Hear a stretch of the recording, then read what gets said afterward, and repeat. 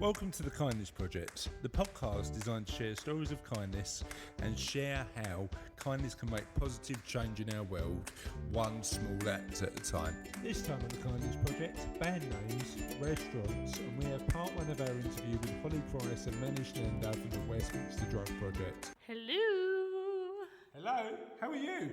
Not bad, is anyone there? Is it my name? We have got listeners. We've actually got quite a lot of listeners now. It surprises me. It surprises me greatly. It surprises you. It surprises me even more. How greatly does it surprise you? It surprises me so greatly. But we're doing all right. We're doing all right. Yeah, we're getting there. A few thousand subscribers. Still living the dream. I've got to be honest, after last week, which wasn't our finest podcast, I think after we said, that was a bit rubbish, wasn't it? We dedicate to releasing one every week, I guess. We're committed now. Yeah. Look, 72 episodes in, not all of them can be that great. Do you know what I mean?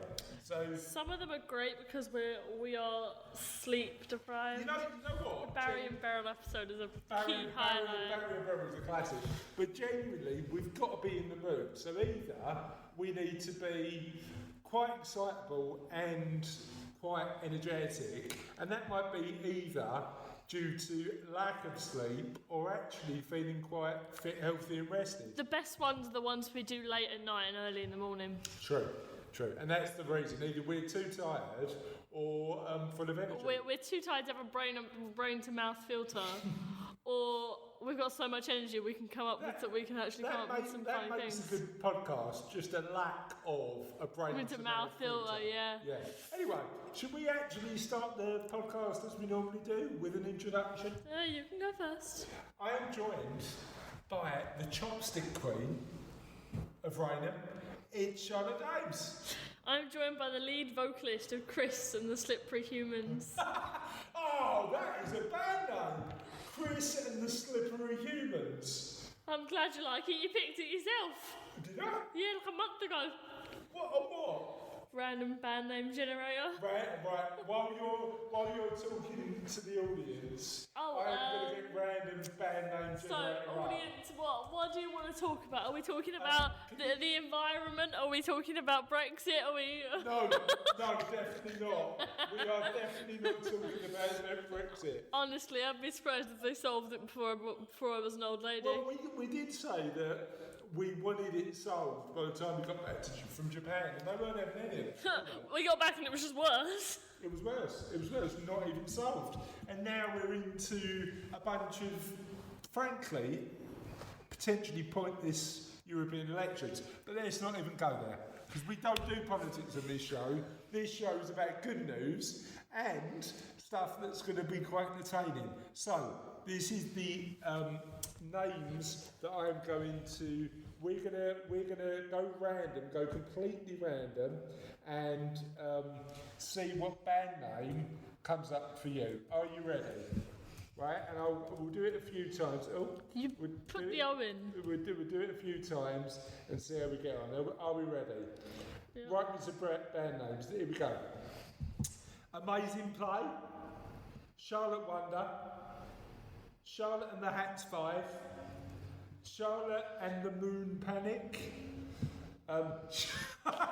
Charlotte and the Prancing Knees. How about that? The Amazing Heroes of the Moon. That is an amazing band name. The Amazing Heroes of the Moon. I like that. Prancing at the Disco. So Packed and Spiders. I quite like it. Soap Popping Pixies. I don't know. Anyway, what would you have? What was your band name? This isn't question of the podcast, by the way, but I'm asking it anyway. What would your ideal band name be? Snoozeville. Snoozeville, I like and then it's all just slow songs that you can sleep to. It'd just be that.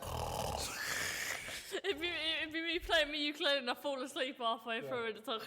And I think your first album should be called Songs for Insomniacs. How about that? Yeah. As an album name. Songs for Insomniacs and the train all the way to Sleepy Town. While I find the question of the podcast, can you let our listeners know where they can find us? Oh yes, I'm taking control of the mic. Dangerous. Don't get too close though. It's like you're my sharing the child. Mic.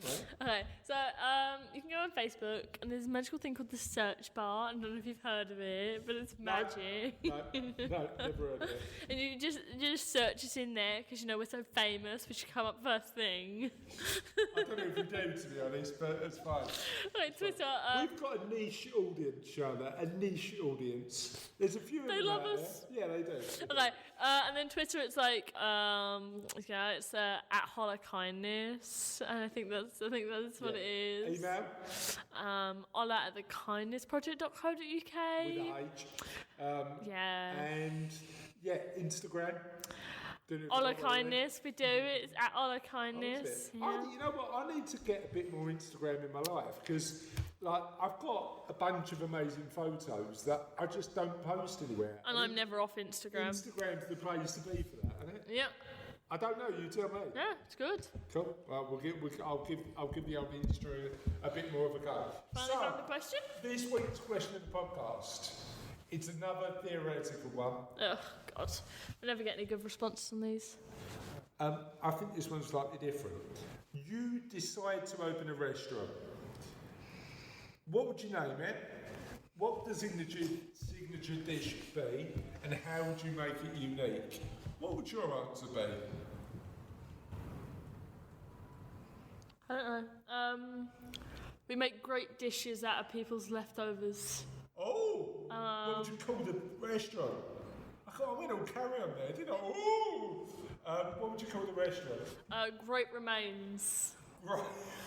Great Remains. I don't know if I like that, but I do like the idea of a restaurant that uses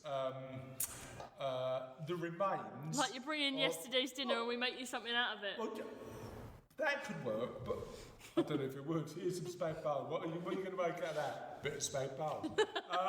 No, because you could. I'll just bang it in the microwave. There you go, spag bowl. £2.50, please. I've got some remains of spag bowl. I'm going to make something creative out of that. Bang on some Tabasco Spaghetti and meatballs. You could take the meat, make them into meatballs, and you could do something fancy with the pasta. I don't know. Just bang it in the microwave and give them a spag Or bowl if you bring us sausages, we can make you some nice patties. You never waste a sausage on a patty. You have a sausage as a sausage, my friend. Don't worry about that.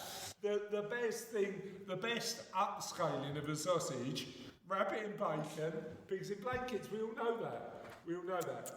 It's just if you bring me a plate of breakfast, I can do that for you. But nah. No. Okay. So, but I tell you what I like the idea of. I like the idea of a restaurant that uses the food that Tesco was going to throw away. And I'd call it Remains of the Day. How about that? No. You're not having that. Anyway, we can't think of a valid restaurant, but listeners, I'm sure you can. So feel free to write in answers on a postcard. Type in. Please send us a postcard. You know what? Just stick a post-it note on our door and we'll see it. Do me a favour, genuinely. If you're listening to this, tweet me at Chris Dames, and I will give you an address if you look trustworthy enough. If we know you. And you know what? If we know you, you probably already know our address. If you're part of the Kindness Project community and you are a friend of the show, I might share our address. Mm-hmm. And if we get a postcard through, like a genuine paper postcard, you will get a special mention on the show. Silent woo there. And on that note, do you want to share your Twitter? My Twitter? Yeah. You don't really use Twitter. I don't really use Let's Twitter. not bother. On that note, let's get on with the show. Kindness news. I'm making up for it by covering over your opera. Food edition. We've had a food edition. This one's great. New food edition. Yep. Go on then. Okay, let's start with pregnant couple struggling on universal credit, overwhelmed by kindness of strangers. Love it. A pair of teenagers struggling to get by have been overwhelmed by donations from strangers.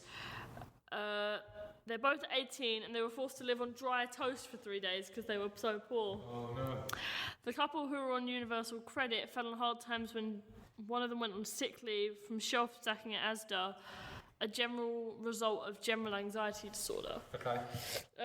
But the £230 a month he received quickly vanished on rent, cheap food, phone top-ups and public transport for hospital appointments. Yeah. As a last resort, the couple put out a heartfelt plea online and were overwhelmed by the response. A food hamper was delivered and now their fridge is packed with all the essentials. They've also been given bacon, fruit, soup, pasta, crisps, bread and dozens of tinned goods at their home in Birmingham. The pair said the food haul will last them up to 2 months and will help 4-week pregnant Lizzie to enjoy a healthy pregnancy. Yep. I love it. Absolutely love it. You know what? I don't think I've ever been in a position where all I've done is eat toast for 3 days, but I have been in a position in my life, probably late teens and early 20s, where I didn't have much money and only lived on noodles. And actually pride stopped me from getting help at the time because I wanted to do it on my own. But actually, I think if you're in a desperate situation, putting your hand up and saying, "I'm struggling, I need help." Yeah. People are kind, aren't they? People do help out. And it looks like Lizzie and what's her husband's name? Well, I don't think they're married. Wait, give me a sec. Lizzie and I don't think I said their names. That's the wrong one. That's the article about Lizzie and Jaden. Lizzie and Jaden are on the right track. Hopefully hopefully that package of food will genuinely help. And it goes back to that thing, Charlotte. Like you look at what Tesco's and Asda's and Lidl and Waitrose and Sainsbury's throw away every single day.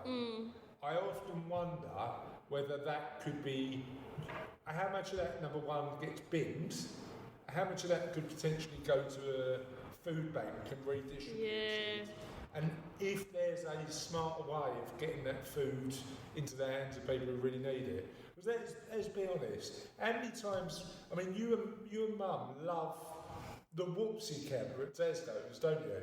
It's great. It is mayhem, isn't it? Of people fighting over low-priced food. Only on Sundays at 3 p.m.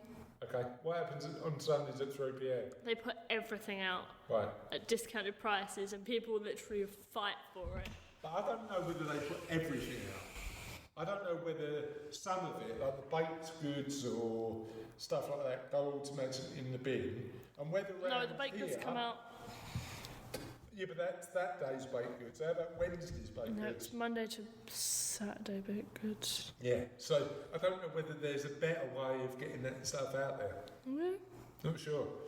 Be interested to find out. If you do know, tweet us at hollowkindness. I was going to say .co.uk, but that's not the way Twitter works. But thank you for sharing that story. Yes. Right, so this week we've got an interview with Holly Price and Manish Nanda from WDP Cards. Now, Holly and Manish talk about this scheme that they've got, which effectively WDP help people who've had drug issues in the past get back to society, and the WDP card effectively gives people the opportunity to buy goods and services at a discount while they're recovering. Would you like to hear more? Oh, yes. Thanks for coming on, Holly, and telling us a little bit about DWP. I've got a bunch of questions, but first of all, and I know there's a couple of you there, just tell me a little bit about you. Sure. Okay, so my name's Manish Nanda. I'm the Joint Chief Executive for WDP. I've been with the organisation for about 12 years. Originally started working on the front line as what we call as a arrest referral practitioner. Essentially, that was working in police stations and seeing some of our service users as and when they got arrested for a whole range of different offences. Okay. Primarily, I was there to assess them, trying to introduce them to the concept of drug treatment and then support them through the criminal justice system. Yeah. Over the following 12 years, I've obviously worked in lots of other positions in the organisation and are now the joint CEO. Holly? Oh, interesting. I am the capital card manager at WDP. Okay. So I've been in the field around 8 years, and as Manish has said, I've been in a range of different roles from admin to criminal justice practitioner, worked in the prison, back in community, and then I joined WDP about 2 years ago in the business development team. And then much more recently, about 3 months ago, took on the role of capital card manager, which I guess is what we're talking about today. Okay, cool. Help me understand. We'll get on to the rest of the questions, but what is the biggest misconception that people have about the criminal justice system? Because you've both worked in it. I think the most common misconception would be that possibly that it's a quick system. Okay. You can navigate your way through it quite easily, and that things kind of take care of themselves. That's absolutely not the case. I think for the vast majority of the people, it's really complex.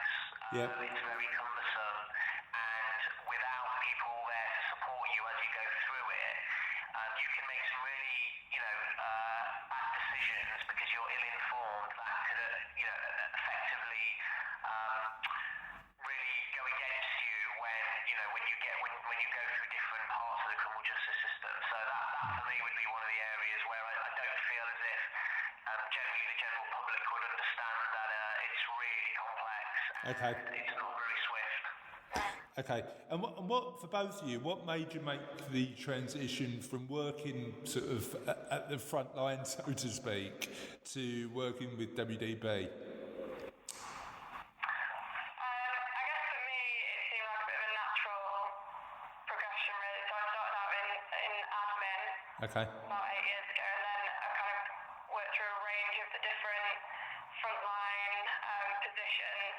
And I think eventually it kind of got to the point where I wanted to support service users from kind of the back end of it as well. So I initially went into quality management, so making sure that our service users are getting a quality service from their substance misuse provider. I think it just felt like a bit of a natural progression, and still feeling very connected to the reason that I work in the field. But focusing more on ensuring that the support is as good as it can be, and the service users are getting what they need out of the services that they're accessing. And it's that making a difference element, right? Isn't it? You're just being close to people and helping them. Is that what, sorry? I'd imagine doing what you're doing now is about continuing to make a difference, right? Supporting people and being able to help them. So tell us. Yeah, I mean, absolutely. I think the commonality between all our staff is the belief that everyone can change, and that no matter what your background is, no matter what you may have done, that inherently all human beings are good. Yeah. So with the right level of support, people can begin to make some really remarkable and radical changes in their life. And Yeah. we've worked in the sharp end of seeing people at their lowest. As I said, working in a police station, you see people where they've been arrested after something that's happened, or they're in prison. Wherever you may find them in a criminal justice setting, it's the perfect place for them to reflect on what may have led them there. And then our aim is at that point is to then offer them potentially a bit of hope by addressing some of their drug and alcohol issues, that they can begin to stop going through that cycle of arrest and criminality, and eventually go on to be doing something a bit more positive with their life. Yeah, agreed. And I think I'd share your optimism in terms of the fact that the majority of people want to do positive stuff with their lives and are good, but certainly there's stuff that gets in the way, and often the problem's more complex and nuanced than we give it credit for, and sometimes it's about just taking the time to understand the people who are going through this stuff, I think. So. Absolutely. I mean, it's still cliche, but we're far more than the worst thing that we've ever done. Yeah. And I think sometimes society is very quick to judge. Yeah. And that certainly feels as if that's ever on the increase now, and people are projecting an image of themselves where they want to be seen as squeaky clean, and if anyone has any form of transgression that doesn't fit within this view of what the world should be, that they're quickly sidelined. And we're seeing, not just in this country, but more and more, across the globe, prison populations increasing and things like that. Whereas I think, we come in from a kind of an altruistic point of view where, we're really motivated by trying to see the good in people and try to work with them no matter where we find them to get them to a place where, they're enjoying their lives. Yeah, it's an interesting one because when you have a one-on-one conversation with somebody, and one of the things that we talk about a lot on the podcast, and just seem to get in a lot of conversations about, is the fact that it is okay to make mistakes. And if you say that to anybody on a one-to-one basis, they go, "Yeah, of course it's okay to make mistakes." But as a society, we've still got a stigma around making mistakes, I think.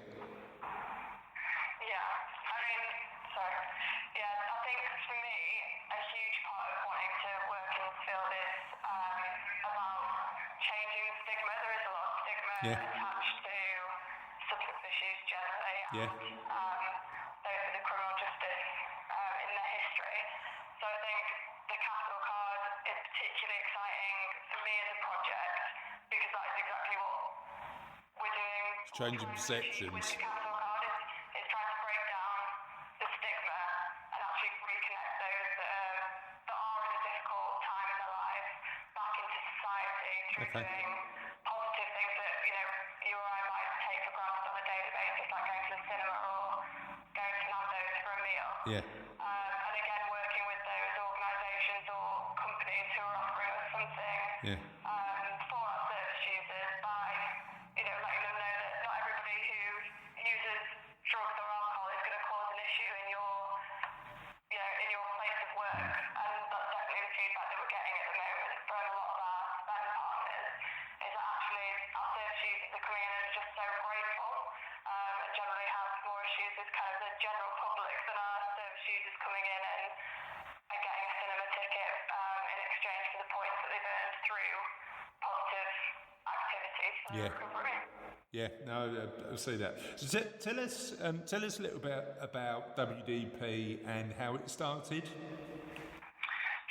So WDP was formerly known as Westminster Drug Project, and it started about 25 years ago.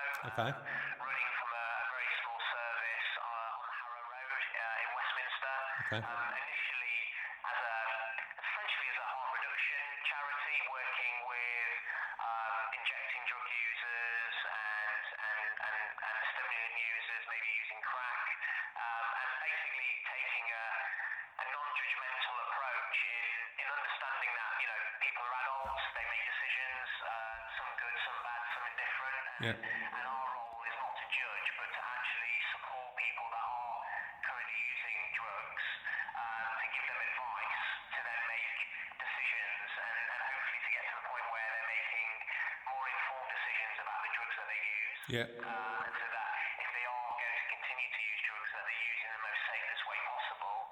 And with that, we begin to try to plant seeds. So over time, people gain a better understanding, a greater awareness of what these substances might be doing to them, and with that knowledge, then begin to try to make better choices and achieve better outcomes.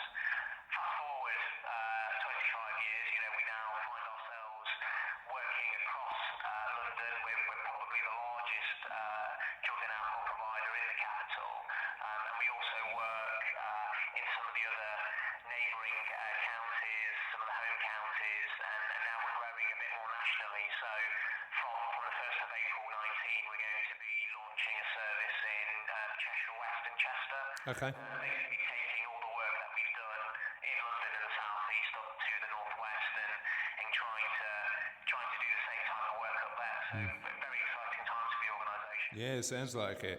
And what do you guys do to support the people who are struggling with the drug habit? Is it it typically sort of drop-in centres? Is it education programs? And how do you get the service users to engage with what you're delivering? So, we do a whole host of different interventions. So, as we previously mentioned, we work as part of the criminal justice system. So, we will see people and meet people in police stations, Okay. in prisons, in courts, in the probation service.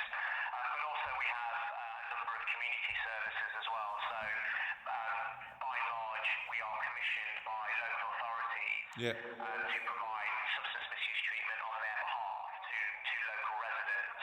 And so we will have, one or two buildings within a London borough where people can drop in, meet with staff, meet with peers, and begin to develop a package of care that is individually tailored to their needs. Okay. That can range from prescribing, substitute prescribing, so if they are opiate dependent or alcohol dependent, they will meet with a nurse and then a doctor who will do a clinical medical assessment with them to look at what kind of clinical interventions they need Yep. to support them.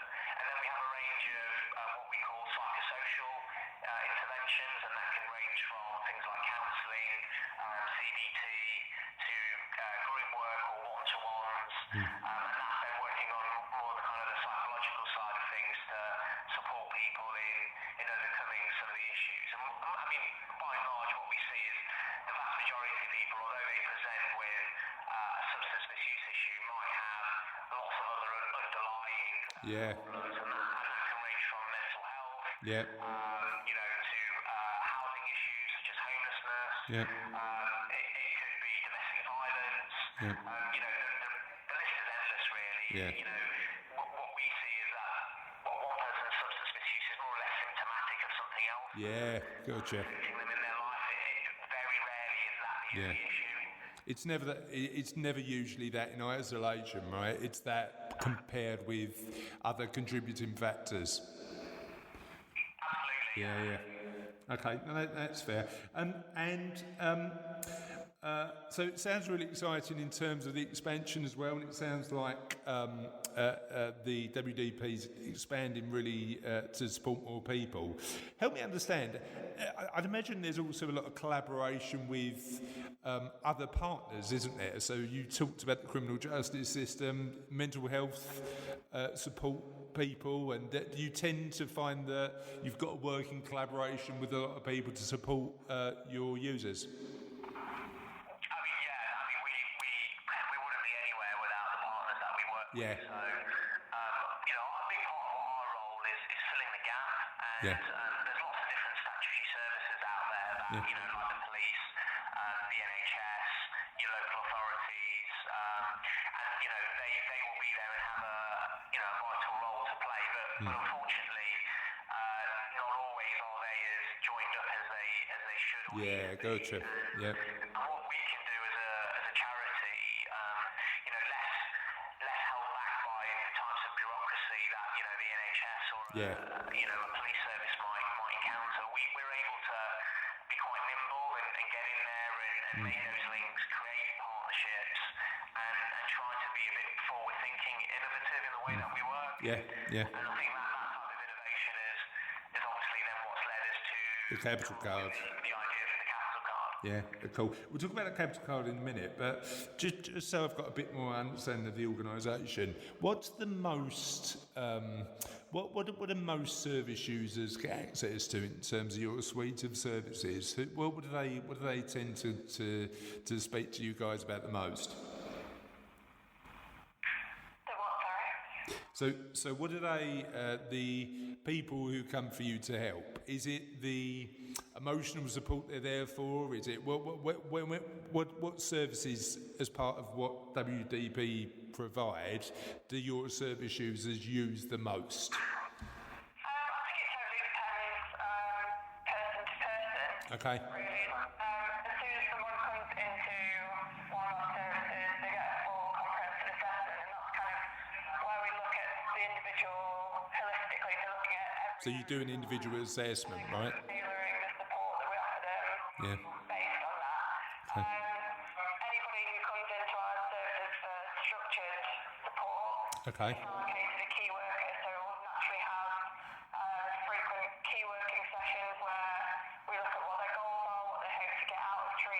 Okay. It might not be abstinence for everyone, so is it a reduction in their use? Is it changing the way that they use more safely? So, for example, smoking rather than injecting. So it depends on the individual. I would guess that probably key work sessions and group work sessions tend to be the most attended interventions, but again, it would totally depend on the individual and kind of what their needs are at that specific time in their recovery. No, I understand that. That makes sense. So, and again, we will talk about the Capital Card, but one question that I didn't send to you guys, but I always try to ask people, just tell me one story about the work you do that typifies the impact you make in people's lives. What's your favourite story about the work you do that effectively shows how awesome you are?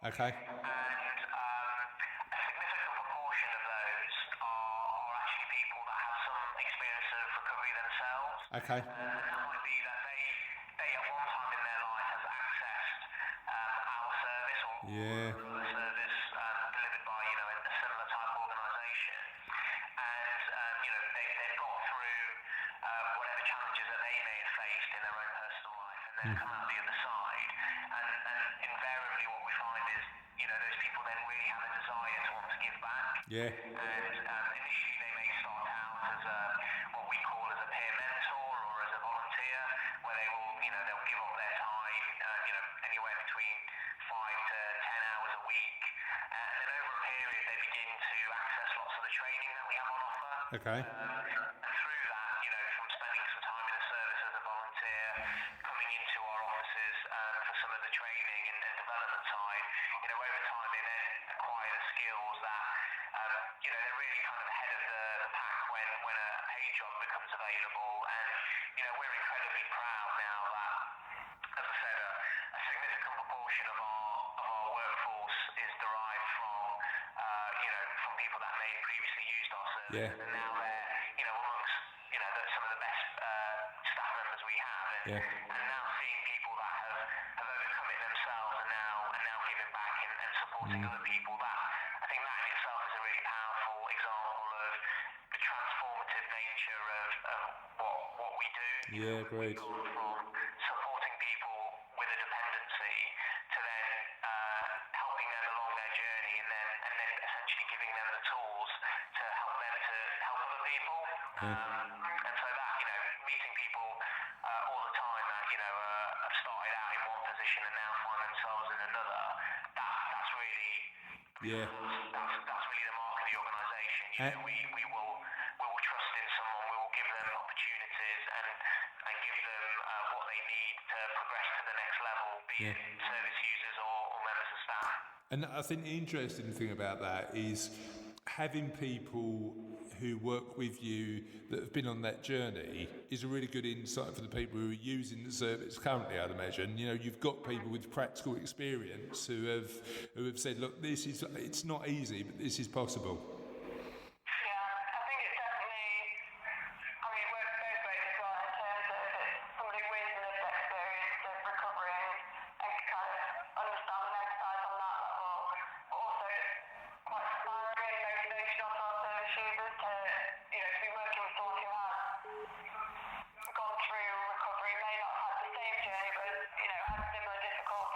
Yeah. And it's all to kind of aspire and look up to. Yeah, no, that's amazing. So tell us a little bit about the Capital Card.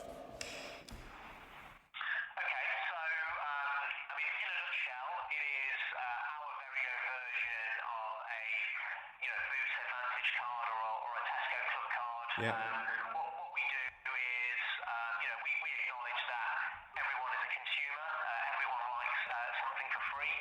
And one of the things we've learned over the past is, some of our service users, although they're very committed to their recovery, sometimes that can drop off a little bit because things get in the way, or they're focusing so much time on trying to turn a negative into a positive that it can be quite tiresome.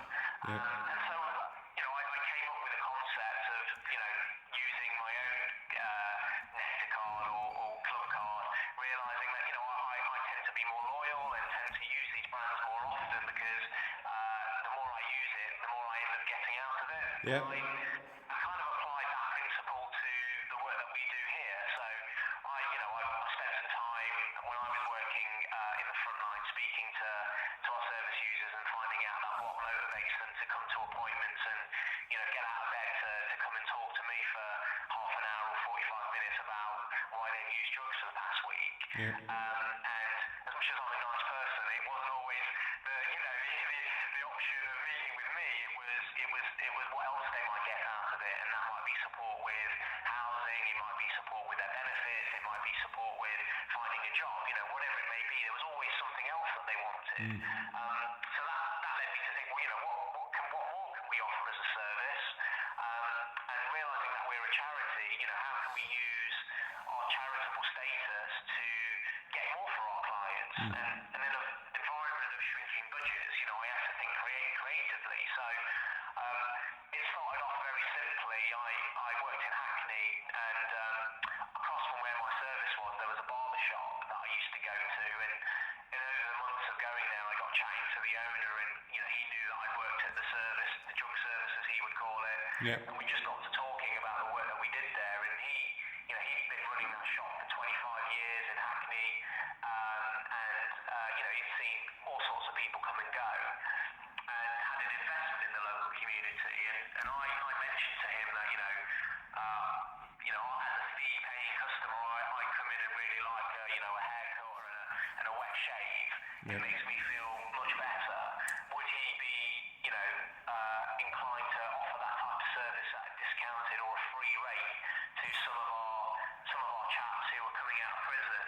And if you can imagine, you've been in prison for how long, you probably don't feel too good about yourself. And it's amazing what a sharp haircut and a clean shave. So that was the first part of our interview with Holly and Manish. What did you think? It's good. Shall we move on to the end of the show? Go forth. So, this is the end of the show. Do you want to do your little jingle? You stole my thunder. Go on then.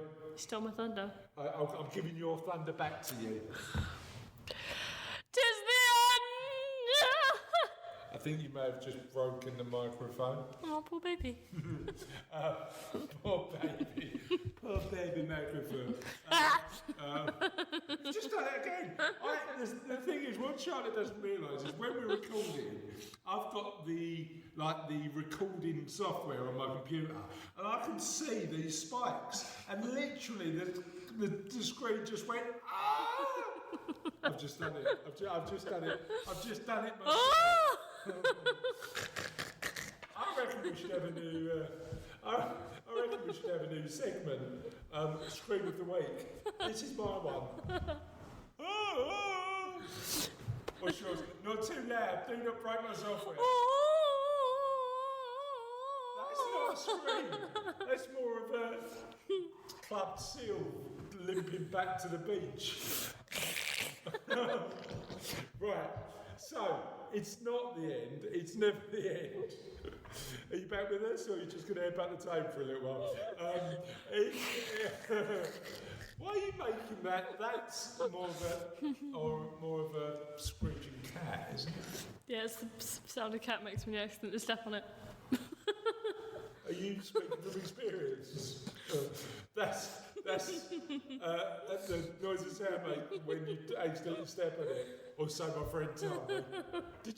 When was the last time you stepped on a cat?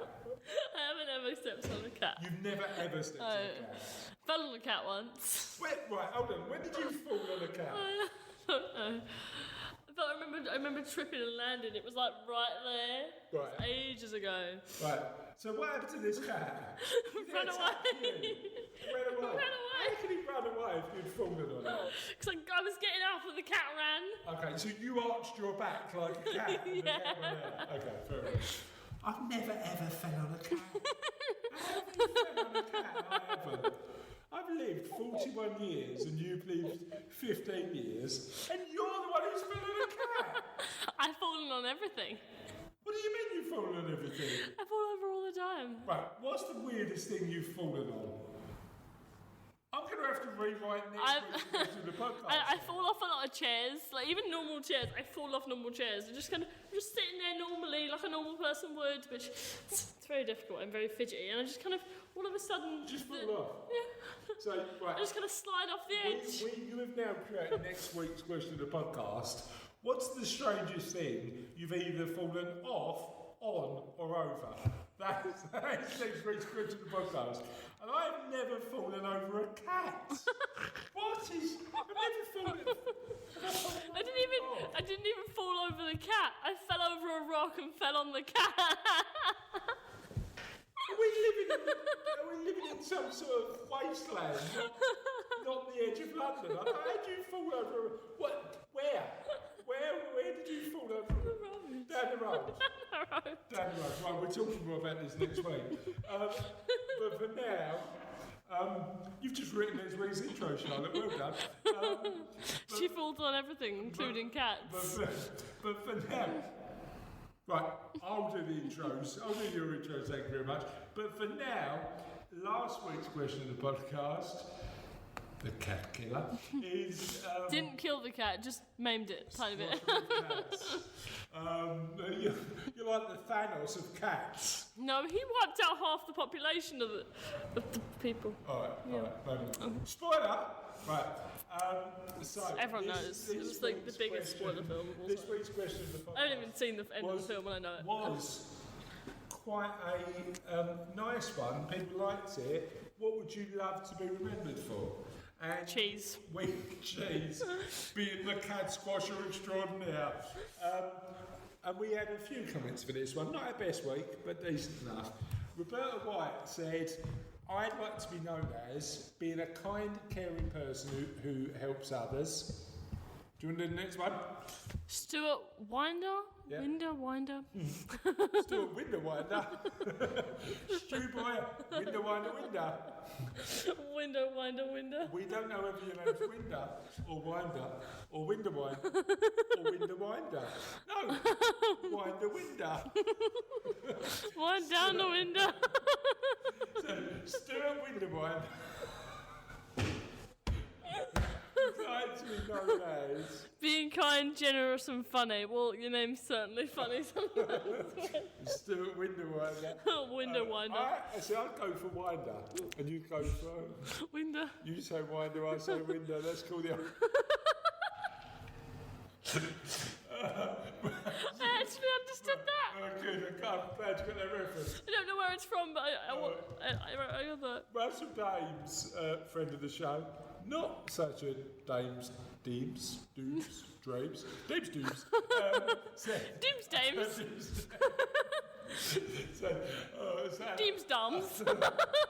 I think I'd like to be remembered for the person who I am now, not the person I used to be. And that's a fair comment, isn't it? Because I think the reality is you should have the opportunity to change people. Why is everyone putting kisses at the end of their message? Don't know. Haley Ball said, I would hope to be remembered as someone who was calm, caring, always encouraging, and somebody who put others first. The kids will probably just remember Psycho Mum.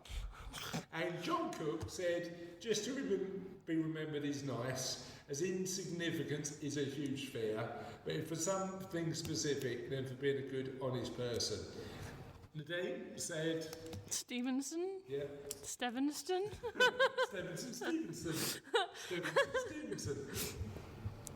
Stevenson. Would you want to go to Sorry, yeah. Helping others. Kiss. And Nadine is amazing for helping others. Patrick Luong, well, we know it's Luong because he's been on the show. Has he? Yes, the ultimate question for your podcast community, your clients, and indeed everyone. How do your clients feel when you ask them that question? Would you ask your friends that question? What? What would you like to be remembered for? Yeah, sure. Why not? Can you? And next week come back to us and... I'll do it now. Give me 2 seconds. All right, the power I have Instagram. And then I went back to Patrick and said, well, you haven't told us what you'd like to be remembered for. So Patrick said, so many things, too many perhaps, being kind, thoughtful, authentic, trying to better myself, getting people to see the world in their own world differently, fun, cheeky, lover of food, especially buffets, being on the dance floor, encouraging people and connecting people. And I know that Patrick does a lot of all that already. And as Charlotte asks her friends what they think, that's it for this week's podcast. Say bye, Charlotte. Bye.